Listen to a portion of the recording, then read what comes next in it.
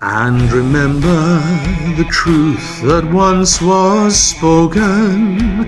Tongue fun, maybe? So I broke this bone in my arm. I was hoping to see Le Pampan. John Owen Jones, and welcome to Roadshow. 从2020年的3倍影到2024年的巡回，再到这次的揭开面具，您感受到的中国观众或市场最大的变化是什么？ I think the audiences didn't quite understand what we were trying to do, some of them. But I think since then, audiences in China are more educated about musical theatre. They know the art form inside out. They really are, like yourself, big fans of musicals now. It's a dedicated fan base here in China. And, you know, to know people like me, I mean, back in the UK, I'm not that famous because, you know, I'm not on the TV or anything. But I should be because I'm really good, I think. But here in China, people really appreciate what I do because they seem to know a lot about musical theatre. Their whole aspect on what musicals are has changed. They've become more educated. They really know shows inside out now. And they understand that it's about storytelling, not just about singing. It's not just about hitting high notes. It's about hitting the note with emotion. And that's what I try and do. And I think audiences have really responded to that. And over the last few years of my differing shows here, I've noticed that they've become more enthusiastic about musical theatre. So it's very exciting. 夜之乐章，带他回家，都是您的招牌曲目。哪一首歌让您作为歌者更感满足？ That's a good question. Which is more satisfying? Different kinds of satisfaction from both. The Phantom, the character himself, he's a showman. He starts perfectly formed and he unravels as the show goes on. But Valjean is the other way. He's a mess to begin with, and then he becomes better as the show goes on. So their stories are kind of in reverse. Their character tales, their character arcs are in reverse. So they're both very satisfying to play because they're very different, even though they're kind of similar. But to answer your question about which song I prefer, I think it's very tricky to say that, but I think I'd have to say Bring Him Home is my favourite out of the two. I can sing that anywhere, and I always connect to it. The emotional, it's about a man, praying to God, asking for this, his son, his future son-in-law, to be saved. And I'm a parent. I've got a son and a daughter, and whenever I sing that song, I connect it to them. So it becomes more truthful. It's my truth put into the song. Music of the Night, it's about how nice darkness is, and it's not quite as emotional a journey, But it's a very enjoyable song to perform. But I think Bring Him Home edges it, yeah. 您当初是饰演冉阿让最年轻的扮演者之一，您还记得首演之夜的感受吗？ That's a good question too. When I was first playing Valjean, I was 26 years old, which is really too young to play the role. He's basically an older man. And when I played the role, I was thrown on at the last minute as an understudy. And I was terrified, but I had to stick on a beard. It wasn't my own facial hair. I had glued beard stuck on. I did not know what I was doing. I was just I walked off, finished the scene, walked off stage, got grabbed by someone and moved somewhere else and then go on that way. I didn't really know the show well enough to begin with, so it was a very steep learning curve. But I was delighted to say my parents, who are sadly no longer with us, they were there on the very first night, as was my wife. And it was a very proud moment, that it would been a dream of mine for a long time to play Jean Valjean, and then to actually finally do it in the West End and in front of people I loved was a very special memory. 在演出结尾，马吕斯称冉阿让为圣人。作为曾深入扮演他的演员，您个人怎么看？ I don't think he is a saint. No, he's a man that struggles to find redemption. He sacrificed his life to save his family, to feed them, because he stole a loaf of bread to feed his family, and then he spent 19 years in prison as a result. His whole character was based on the fact that he thought he was a villain, he thought he was a criminal.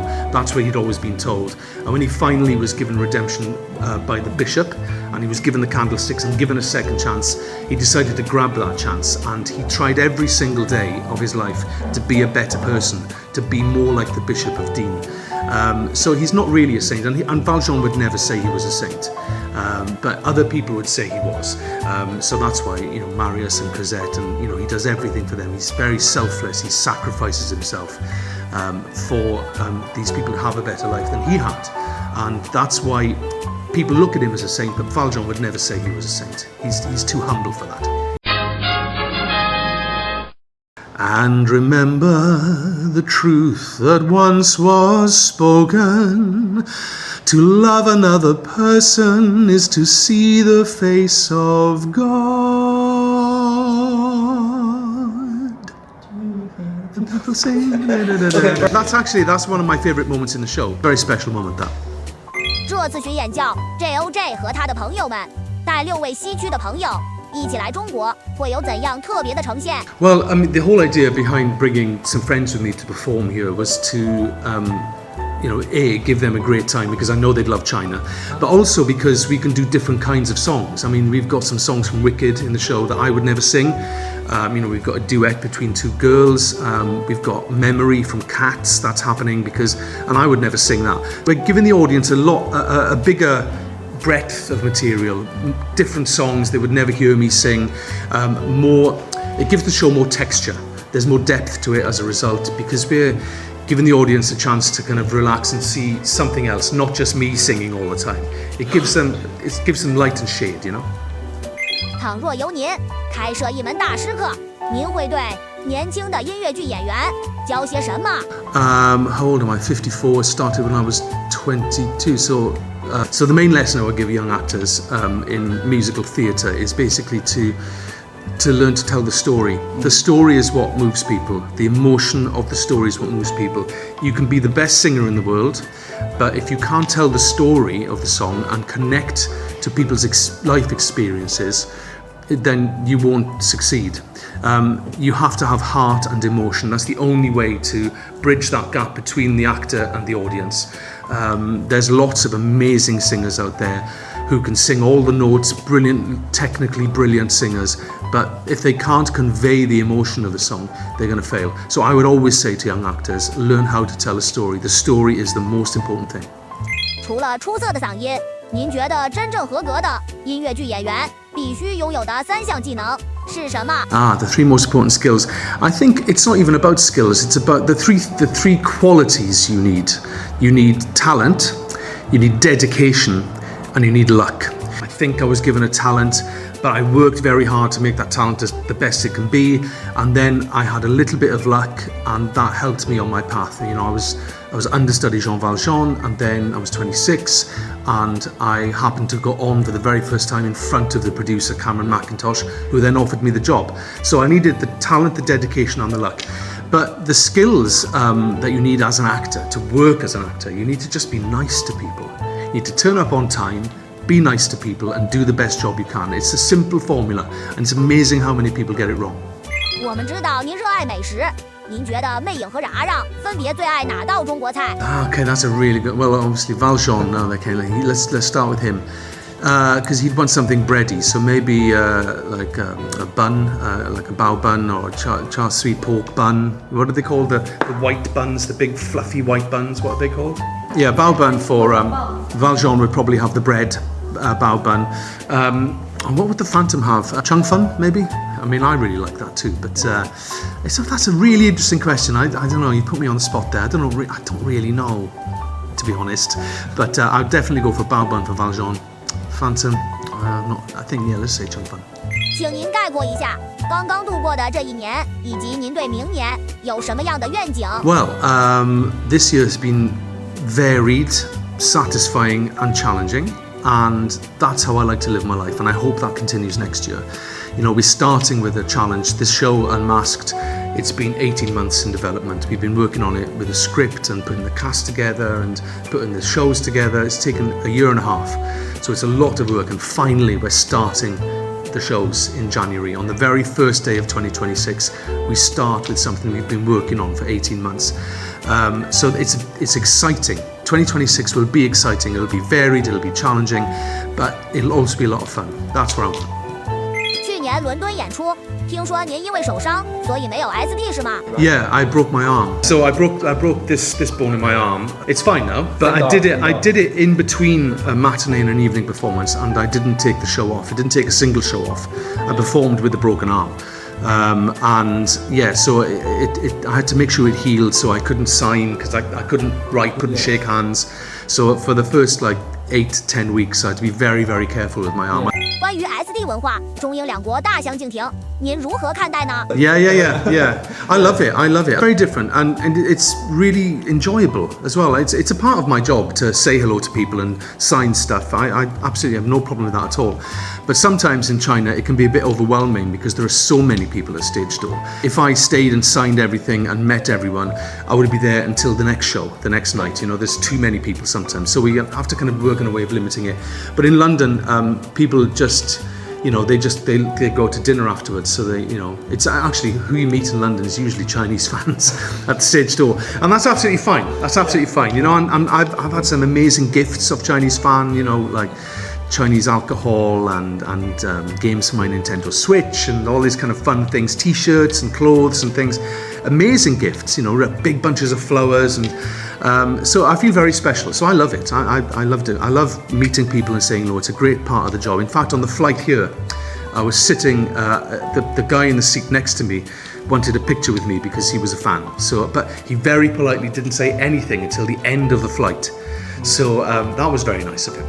前几天老航班在小红书转发了和您去年共演的动态，有可能请他作为惊喜嘉宾吗？ I'm afraid not. No, there won't be any surprise guests. But I'm very open to, if we bring Unmasked back another time, then I hope that Laurent maybe could be part of the show. But we've spent a lot of time getting the show exactly how we want it, and it's not the typical kind of concert. We don't just come on and sing a song and walk off. It's got a story throughout. It talks about me. There's humour. There's jokes in it, and you know, there's big video screens and things. So it's a whole different concert to the one you might expect. I think fans would be very surprised by what we're doing. It's very different to everything that's coming out next year, everything that's been out this year. And Laurent, unfortunately, can't fit into it at the moment. But I'm very open to work with him. He's a lovely guy, and I hope to work with him again. So sorry to everyone. Hoping to see Laurent Bon. Dog. Can you see Eddie in the camera there? He's a boy, Eddie. Yeah, he's a lovely, lovely boy. Coffee. Into the Woods, Hadestown, and Les Miserables. I'll say Vertigo by Alfred Hitchcock, and the musical, of course. I saw that last year. We saw Rebecca, didn't we? Yeah, the concert version in Beijing. I'd probably own a restaurant. I think all my favourite foods in one place. It would have xiaolongbao, but it would also have sushi, it would have steak, you know, it would have Welsh food. There's all my favourite things on one menu. So I would never have to cook again, and then I could just go in and have my favourite dinner every day. Oh gosh, that's really difficult. I always get amazing gifts, but the most adorable thing I've ever had. I can't answer that. It's too difficult because I don't want to upset anyone. You know, it's like. But I've had really very, very generous gifts. Somebody gave me an iPad, you know, things like that. But I'm just very happy to say hello. Nobody has to buy me a gift ever. But it's just the gift I get given. The best gift I ever get is the audience liking what I do. Oh, the Phantom's lair, yeah, definitely, because it's all cozy with all the candles. The barricade's outside, it'll be freezing cold, it might be raining. So yeah, I think it would be underground in the Opera House, yeah, playing with my organ. I'd have the superhuman strength, yeah, because I can talk people to sleep very easily. I'm very boring. So people fall asleep when I'm talking to them. I'm surprised you haven't fallen asleep. I would love to be stronger, like, you know, because I'm getting older now. So, you know, I get a bad back, I get a bad neck, and all this kind of thing. I want to be strong and not have to suffer. I want to still be a young, virile man. If that was my younger self in the camera now, I would say, don't worry, it's all going to be fine. Things never are as bad as you think they're going to be. Don't worry. You're welcome. Thank you. Back to the Future. The DeLorean doc is a musical as well. Let me show you what it is. So you can see, if I show you a picture, you might recognise it. Hang on. Back to the Future. I mean, it came out in 1984. You've not heard about it. Well, it's a musical, and but it's a really, really good film. I mean, you might recognise the poster. I don't know, but I mean, how old are you?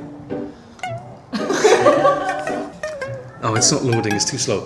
But anyway, Back to the Future. I can give a different answer if you want me to give a different answer. What film could I watch time and again?